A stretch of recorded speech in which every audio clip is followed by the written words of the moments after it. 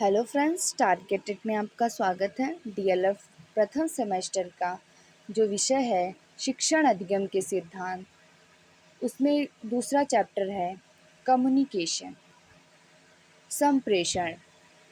इसमें हम जानेंगे संप्रेषण या संचार की अवधारणा, इसके कॉन्सेप्ट के बारे में समझेंगे। अर्थ, महत्व, घटक, प्रकार तथा विधियाँ। संप्रेषण प्रत्येक मनुष्य के अपने अलग अलग विचार होते हैं। प्रत्येक मनुष्य के अपने विचार, संप्रत्यय, भावनाएं, सिद्धांत आदि होते हैं। हमने जैसे कहा कि मनुष्य के अपने अलग अलग विचार होते हैं, जिनका आदान प्रदान ही संचार के विनिमय करता है। एक कम्युनिकेशन के माध्यम से, एक संचार के माध्यम से ही हम अपनी बातों को एक व्यक्ति से दूसरे व्यक्ति के साथ करते हैं। संचार एक ऐसी प्रक्रिया है जो दो या दो से अधिक व्यक्तियों के बीच घटित होती है। संचार क्या है? एक ऐसी प्रक्रिया है जो दो या दो से अधिक व्यक्तियों के बीच घटित होती है।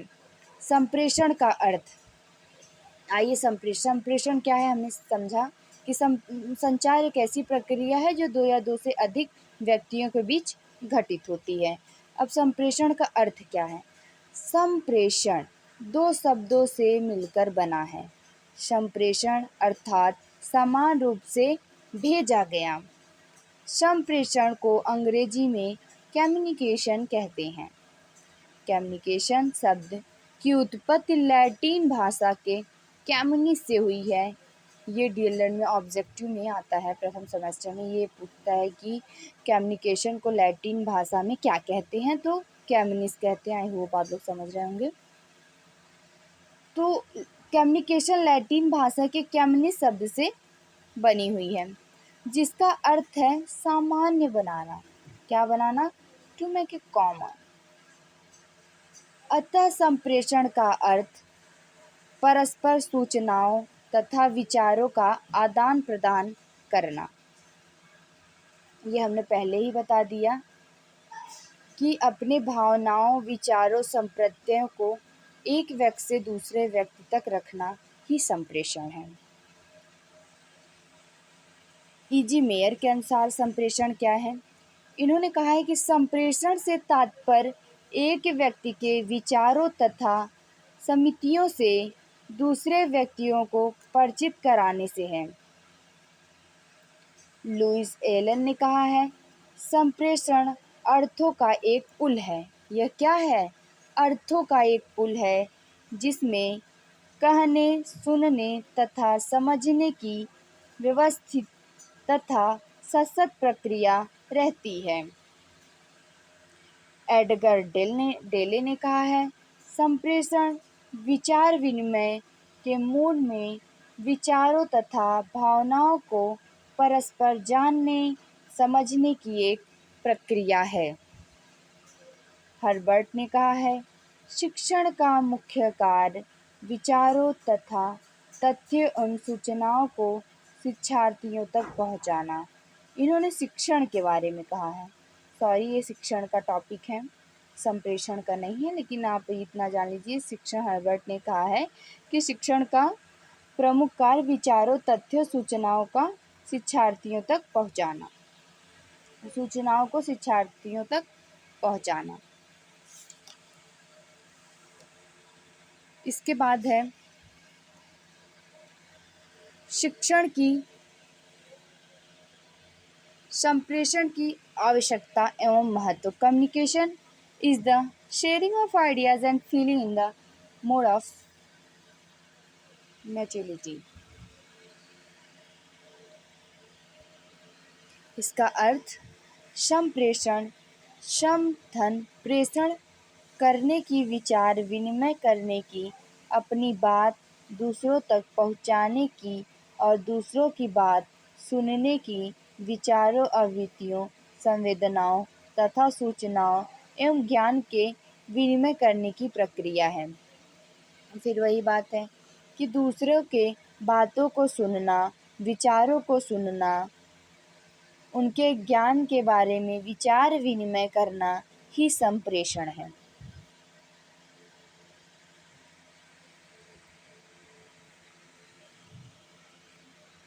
एंडरसन के अनुसार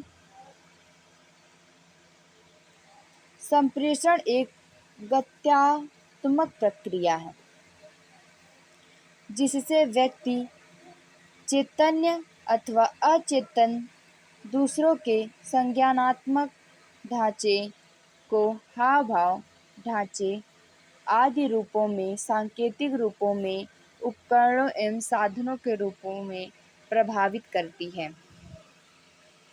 पॉलीगन्स के अनुसार संचार या संप्रेषण वह प्रक्रिया है जिसके द्वारा दो या दो से अधिक लोग विचार, तथ्यों, भावनाओं तथा प्रभावों आदि का इस प्रकार विनिमय करते हैं कि सभी लोग प्राप्त संदेशों को समझ जाते हैं। संप्रेषण में संदेश देने वाले तथा संदेश ग्रहण करने वाले के मध्य संदेश के माध्यम में समन्वय स्थगित किया जाता है। आइए हम संप्रेषण की प्रक्रिया को देखते हैं। संप्रेषण या संदेशवाहक सेंडर क्या काम करता है? वह एक माध्यम से संदेशकर्ता को संदेश भेजता है जिसमें माध्यम एनकोडिंग संदेश का माध्यम हो गया, फिर डिकोडिंग से संदेश प्राप्तकर्ता प्राप्त करता है, वह मैसेज को रिसीव करता है, देन फीडबैक देता है, फिर वह सेंडर के पास पहुंचाता है। तो यह पूरा प्रोसेस है संप्रेषण की प्रक्रिया। सेंडर, एनकोडिंग, फिर संदेश का माध्यम रिसीवर, फिर decoding, feedback, then sender. I hope आप लोगों को समझ में आ रहा होगा। संदेशवाहक शिक्षक निर्माण करता है, लिखता है, प्रसारित करता है संदेश के विषय वस्तु को। यह संदेशवाहक का क्या कार्य होता है? निर्माण करना, लिखना, प्रसारित करना, संदेश को भेजना या बनाना। Thanks for watching my video. Like, share and subscribe. Bye bye.